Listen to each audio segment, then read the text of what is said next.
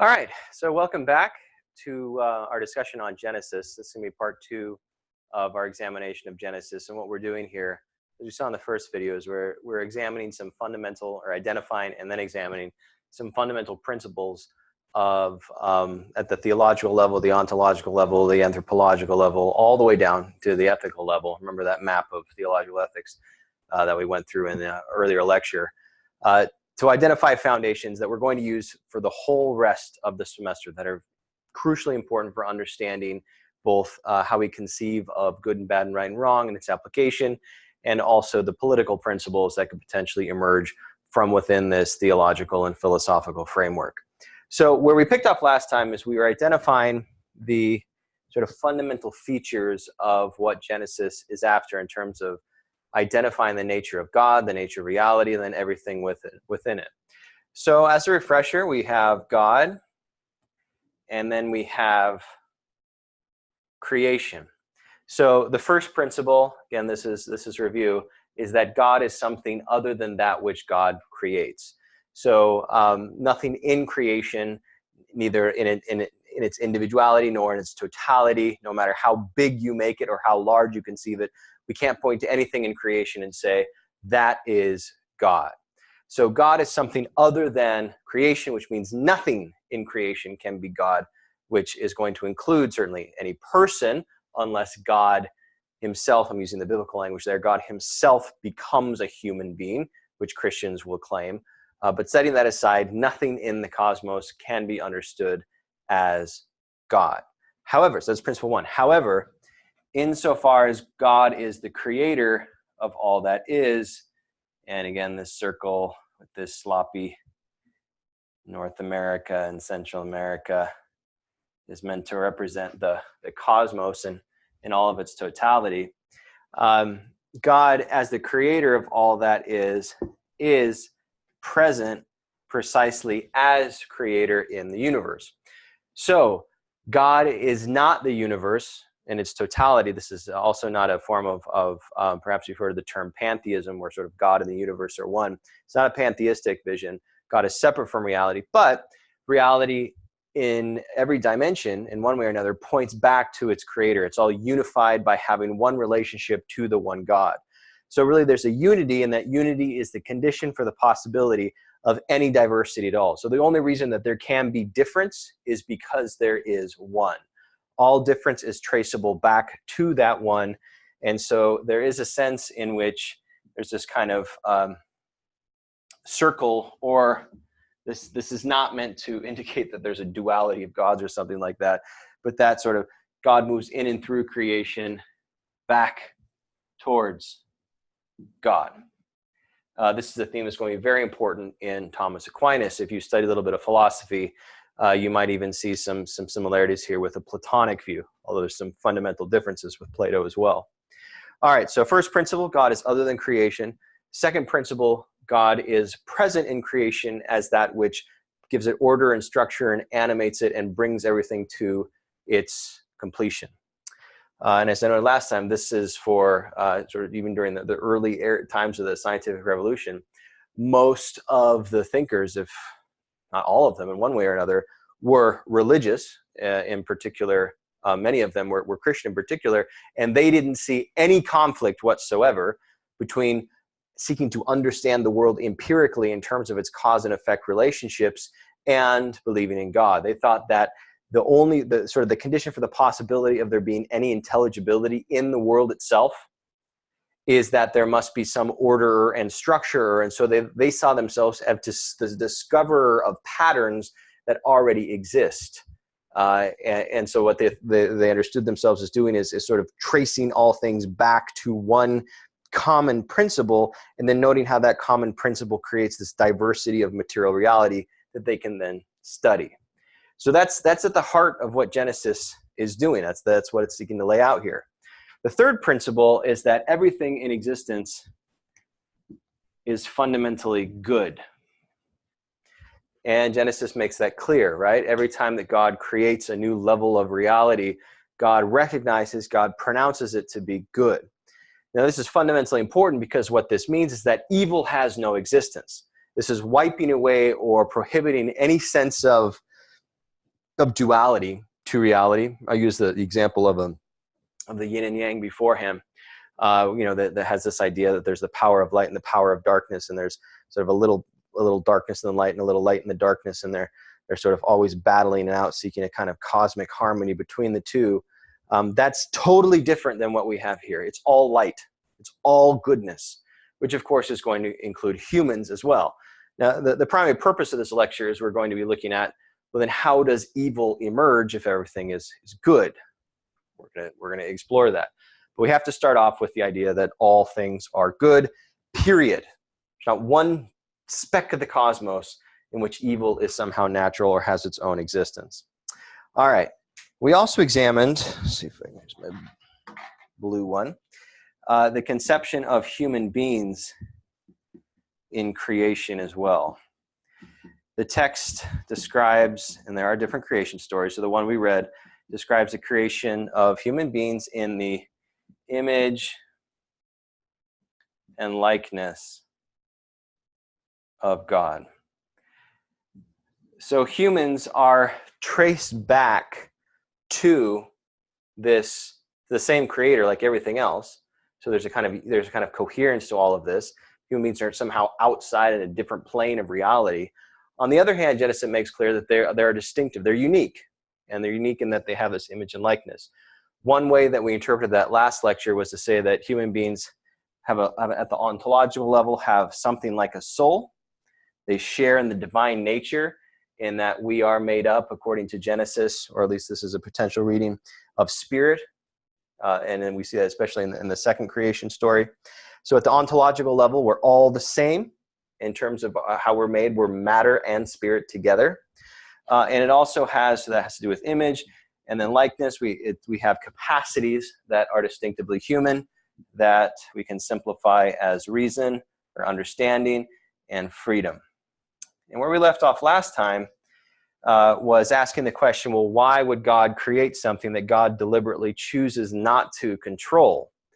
And an answer, I think this bears itself out not only in Genesis, but over the whole arc of the Old Testament, and then for Christians, the Old Testament into the New Testament, is that this is a relationship of love, conceived of as God creating a creature that has the possibility of responding with a yes to God. And that yes, what that yes means is sort of the fulfillment of that being's being. So the yes to God is the happiness, the full happiness of the creatures whom God has created. And it's only a yes, of course, if it's done with understanding of what it is and freedom, right? Only love is possible in any sense of mutuality, which is another way of saying that only love is possible at all, so far as love implies mutuality of some kind, if in terms of relationship, we'll talk about agape later, in which no response is required.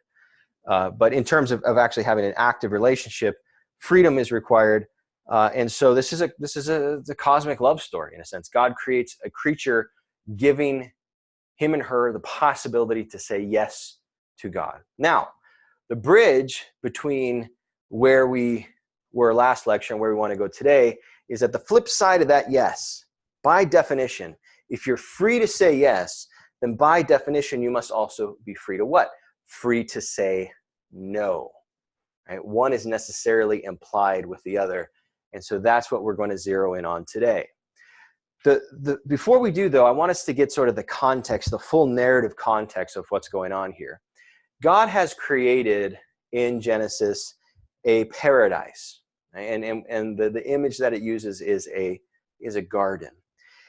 And being in Southern California, perhaps we could think of a garden as a kind of like a cramped space amidst a great urban area. You can think of it as sort of as a highly manicured place, but that's just sort of really small and so much more to explore around it. That's not what the text is after, certainly.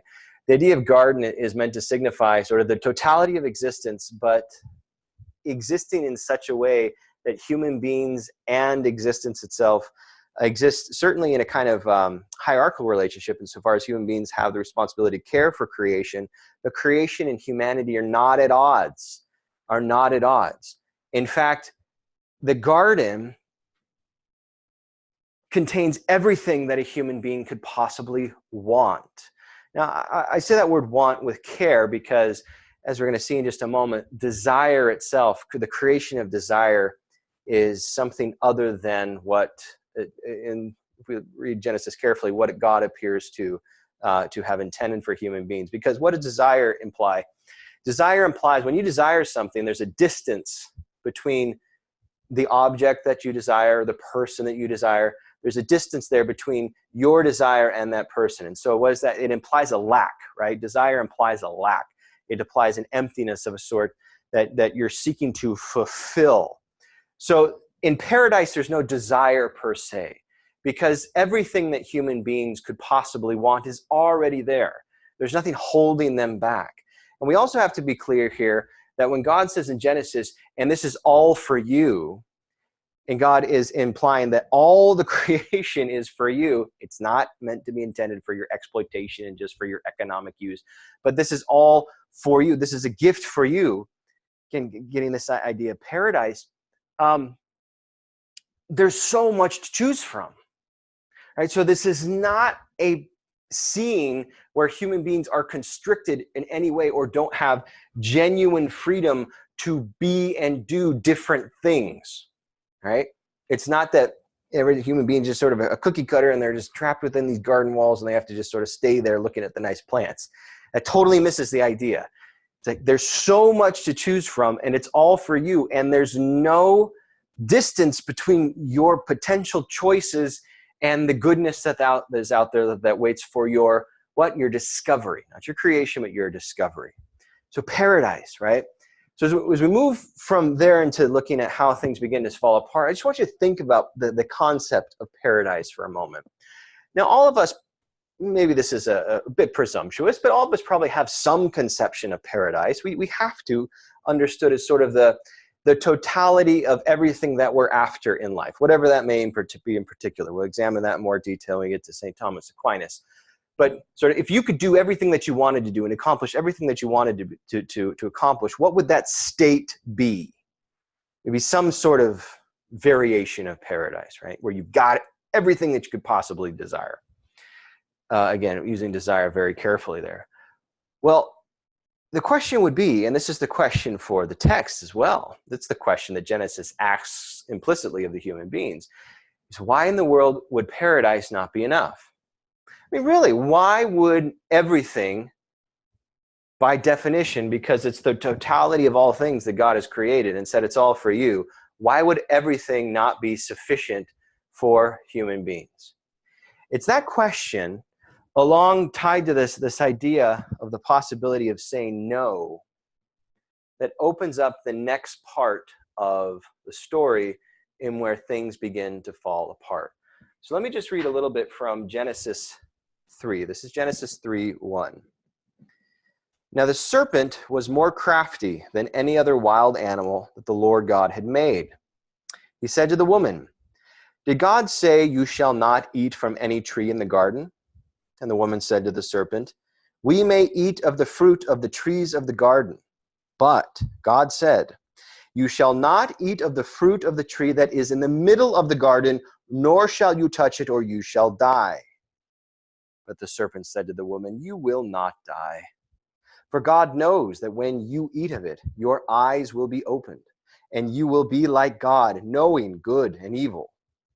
So when the woman saw that the tree was good for food, and that it was a delight to the eyes, and that the tree was to be desired to make one wise, she took off its fruit and ate. And she also gave some to her husband, who was with her, and he ate. Then the eyes of both of them were opened, and they knew that they were naked. And they sewed fig leaves together and made loincloths for themselves. That goes up to 3, that's 3:1-7 in Genesis. All right, so we have to unpack some really important things here. It's crucial that human beings in the garden, right here, this will just be representing Adam and Eve, the primordial representation of humanity, are told not to eat from one tree. And we'll say a little bit more about the serpent in just a moment. So this tree is supposed to be off limits. Now note first, everything else in the garden, this goes back to this choice that I was trying to highlight before. Everything else in the garden is for them. All of its potential food. So there's vast choice. There's just one thing that is not allowed to them, is prohibited to them. So again, the fact that there is a prohibition goes back to this idea, one, that they can understand that they have reason, and two, that they're free to obey or not to obey this one command, this one explicit command that exists. Do not eat of this tree. Well, what is this tree? Well, sometimes the interpretation of the tree gets garbled, and some people say, well, isn't that the tree of good and evil? Well, the short answer is no. Why? There's a textual answer. That's not what the text says, but there's also a theological and a philosophical answer as well. If God is all good, right, then by definition, there's no evil in God, right? If God is all good, then anything that God creates must also be good. So to say that God creates everything good except for one tree, which is sort of half good and half bad, that would mean that God created something bad, which would mean at that sort of ontological, metaphysical level, God too would have to have some evil in God. And that Genesis is setting aside the philosophical coherence there. Genesis is certainly going to be ruling that out at the beginning. This is not a dualistic God. God is all good. So it's not the knowledge, it's not good and evil itself. It's the knowledge. It's the knowledge of good and evil. So this tree is the tree of the knowledge of good and evil. And that is absolutely crucial to keep in mind. But we can go back and say, well,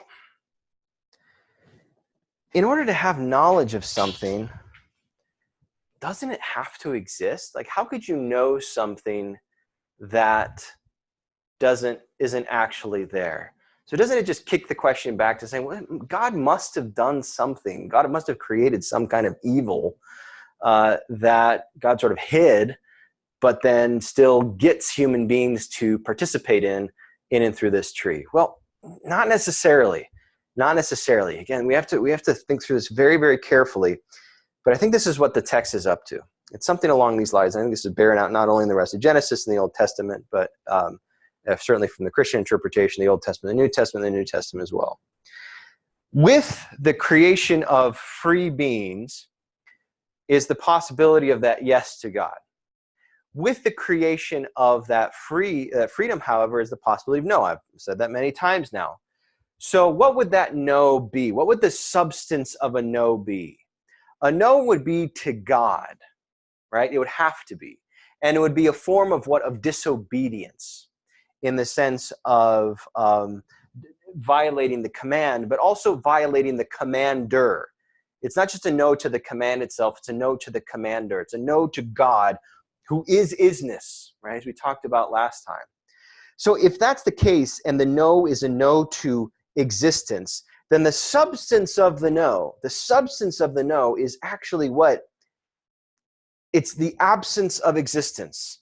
So the no, saying no to God, is like embracing a nothingness. And remember what the serpent says is the serpent already ties this idea to death, right? No, you will not die. Eve says, well, no, we'll die, right? We will become death. He says, no, you will not die. Now, literally, the serpent's right. They don't die at the end of the story, even though they're banished from the garden. They're still alive. But there's a different kind of death. And the serpent oftentimes isn't then going to be taken as sort of a representation of the demonic or the devil, which I will talk about in just a moment, how that could potentially be possible. But the death here is going to be a kind of spiritual death, as well as the possibility of a physical death. Why? Because in saying no to God, human beings simultaneously create and know at the same time. When the serpent says, God is afraid you will be like gods, the serpent says that in order to kind of goad, to tempt Eve into doing it, right? Adam and Eve together. Adam's there the whole time, note. He's not like off in the field. He's there just sort of inert on the side. So he's saying that it's kind of like a taunt, right? God doesn't want you to know these things because you will be like a God. But actually, God doesn't want human beings to be like God for our own good with regards to the tree. Why? Because God can't know evil as a real existing thing. God being God can know of the possibility of evil, of course. That's part of the omniscience of any definition of God. God can know of the possibility of evil, but of the actuality of evil, no, because God can't create evil. Who can? Who's the only creature that has the power to create evil? It has to be something other than God. Well, that's us. It has to be finite. It has to be free. And it has to actually act on that. In other words, our only act of creation, of sheer creation, not just a rearranging of reality, but creation, is we create evil. We create the absence of isness. We create a hole in the center of reality with our no. It creates like a black hole, if you will. It sort of sucks life into it. So, well, what does that mean? Why would we do that? Well, we'll get to the why in just a second. But we still have to say with the what's going on here. So the knowledge that is of evil is not of an evil that already exists. The knowledge comes from the very choice to say no to God and no to existence itself. In that very utterance of that no, in the act of disobedience, is the creation of that which then human beings come to know. In other words, we give birth to evil and then come to know it because we created it. And had it not been our choice to do so, from Genesis' perspective, it would never be there in the first place. Evil, again, is not a part of the plan. It's not a part of the cosmos. Now, let me just pause real quick and answer one question that just popped in my mind, which is, it's really important to get out. So, people ask oftentimes, well, why in the world? So let's say just for the sake of argument that the universe was created by God, and God did intend the creation of human beings, and God did intend the creation of human beings that's reasonable and free, having those capacities. But why would God do that if God knew that human beings were going to abuse their freedom?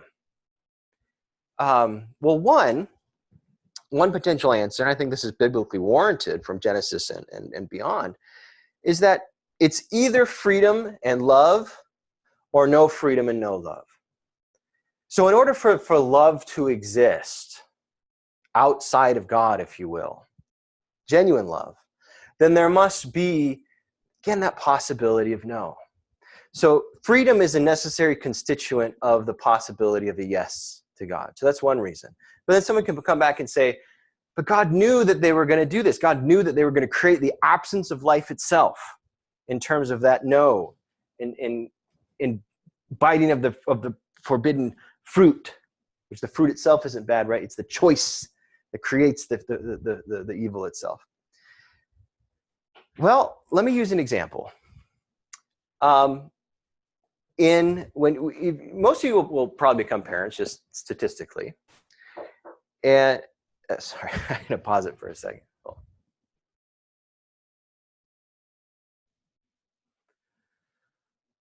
All right. Sorry about that. I got kids. What are you going to do? Okay.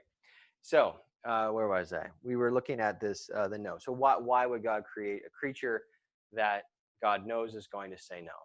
So this is a great example because I just had to deal with their kids. When you're a parent, I mean, you kind of know it in your bones, but you also just know it through experience that at some point, if not many points, your kids are going to do something that's really going to break your heart. Like this, that's not just going to annoy you and not just going to make you angry, but it's really going to make you sad. It's going to make you think, why give them so much love, give them everything of my whole self, I just want them to be happy, and they're still being cruel to me or something like that, right? So it's going to happen, and yet you still create them out of what? Out of love, particularly for them. You want to love them into existence and to bring them into the world in love, right? That's certainly the ideal. at least.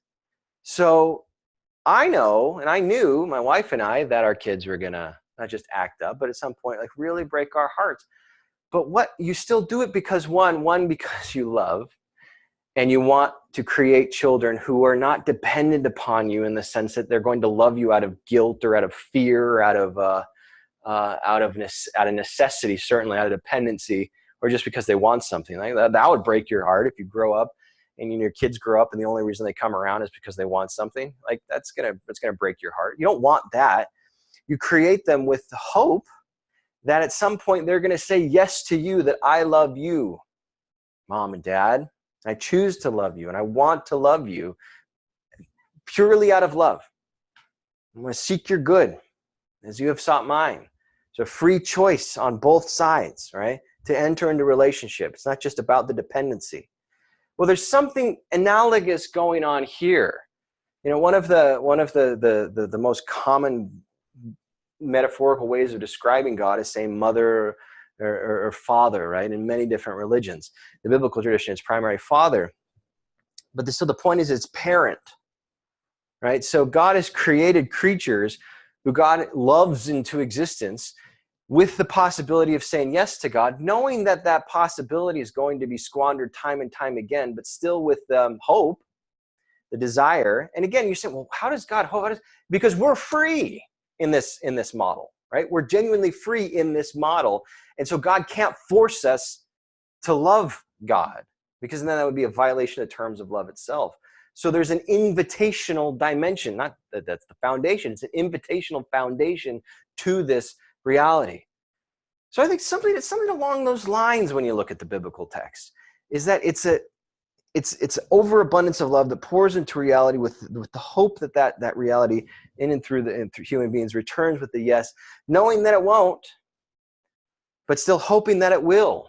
With each individual person, there's a new possibility, and then perhaps with the human race as well as we move further into the biblical text. But I think it's something along those lines, right, of the why God would do it and why God allows human beings to say no. So setting that aside, human beings do say no, and then everything falls apart after that. To think of an analogy in terms of the effect of what Christians will later look back and call this, and it's within the Jewish tradition too, you see some of this. We'll see this moment as original sin. This is the kind of thing that sort of now is going to stain humanity forever. We stain ourselves. We break ourselves. So we're going to carry this forward. There's always going to be kind of a wound attached to us, a severe wound, and there's going to be differences in terms of the severity, as we've seen in other lectures, and we'll see again.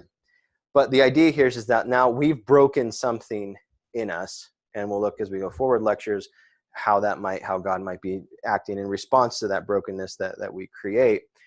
But there's now something broken, and you think, well, why can't you just uneat the apple? Like, just don't eat it. It's like, okay, I took a bite. Oops, shouldn't have done that. Sorry, mistake, right? Here's an analogy. So I hope none of you have ever tried hard drugs. I haven't, but I do know some people who have. And certainly those who work in the areas of addiction meet people like this all the time.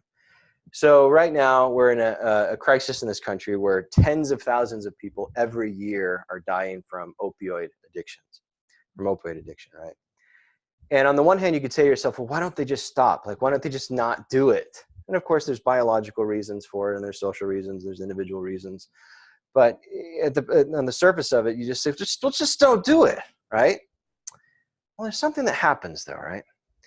The first time somebody tries a really hard addictive drug, it's like an eye-opening experience, to use the biblical language, right? Like, there's a scene of something that was only a potential. It was a potentiality that's now been brought into an actuality. And note here, and the drug example still works, it was a potentiality that didn't have to be here. It's not like there was something lacking and now something's complete.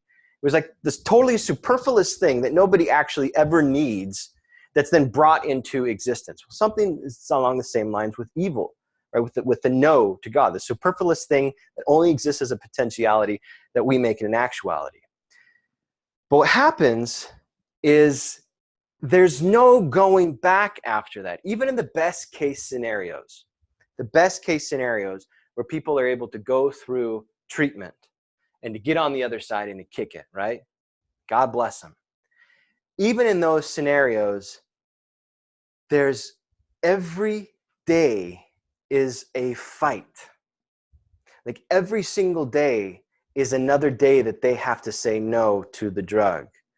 So they have a burden, as it were, and then they're freely responding to this burden, but it's still a burden that they're not actually free to get away from the burden itself. They're free to fight it, they're free to say no to it, but are they actually free to make the burden itself go away? The problem with hard drugs, right, is that once you've tasted it, you can't untaste it. You can't unknow what you've now known. There's no going back. You can't erase that. So everything else in your life is going to be in the horizon. It's going to be in the field of that knowledge that you have of something that on the one hand is exhilarating, on the other hand is death, right? And that's what we have with this no to God. Why is it exhilarating? Because they do become gods, false gods, but gods, because they create something that not even God can create, which is evil, right? So there's this exhilaration to it. Their eyes are opened, right? But what have they created? They've created their own destruction. And they can't uncreate it. They can't unknow what they know. There's no going back. So it's something along those lines. And I'm going to use this analogy frequently for the rest of the course, this idea of addiction, of something getting so deeply embedded in you, or us embedding that into ourselves that it's hard to peel out the person from the addiction itself. They actually kind of become one. They become intertwined. And the idea of sin is going to fall nicely into that paradigm for understanding what the biblical idea of sin is not pulling it apart. Well, what happens now that their eyes are opened? We'll conclude with this video here, and then we'll go into we'll pick it up and start looking at the idea of covenants. But it's something like this. Everything falls apart. Now, no, Adam and Eve, who were always naked, like they didn't get naked and then go eat of the tree of the knowledge of good and evil. They were always naked, but what do they see now? Now they see nakedness, where before it wasn't something you noticed. So their perception and the way in which they interpret, not reality. Reality has not changed, meaning physical reality hasn't changed, but their interpretation of reality has changed. So now they see there was genuine difference between male and female in the biblical text, but now they see that difference as a problem. They have to cover it up. It's something shameful now, whereas before it was different, but it was all part of the same tapestry of existence. But now it's a problem. So first break in the biblical world, male and female split and now at odds. Split and at odds. Well, this is important because male and female, biologically necessary to create what? New life. So now the very building block of humanity, the possibility of humanity propagating itself, are now what? In some level, they're enemies. At some level, that which is most necessary to create life now sees each other as a threat, as something to be distanced from, and yet they're still, of course, going to have that same attraction. That's a toxic stew. When you see somebody as a threat and you're still kind of attracted to them, well, that's not going to end well, right? So we see the breakdown of the relationship between male and female. Then what we're going to see as we get into Cain and Abel is the breakdown of the family, right? Where Cain kills his brother. Blood kills its own self, right? Blood kills blood. And then from there is going to get the breakdown until we get to the flood. We'll get to that in the next video. But the basic idea is once you've introduced the idea of evil into the world, once you've created it, it takes upon a life of its own. Things get out of hand really, really, really quickly in the biblical text. And then the biblical question as we move forward is, how can God act in relationship to creatures whom God loves and whom God created out of loves, who are free, and yet who use that freedom to create the anti-God, as it were, the anti-isness, a nothingness. How can God interact with them out of love to bring them back into relationship in such a way that does not violate their freedom so that they're actually free to love? That will be the main question going forward, and its answer has enormous ethical and political implications. So, to be continued. I'll see you in a little bit.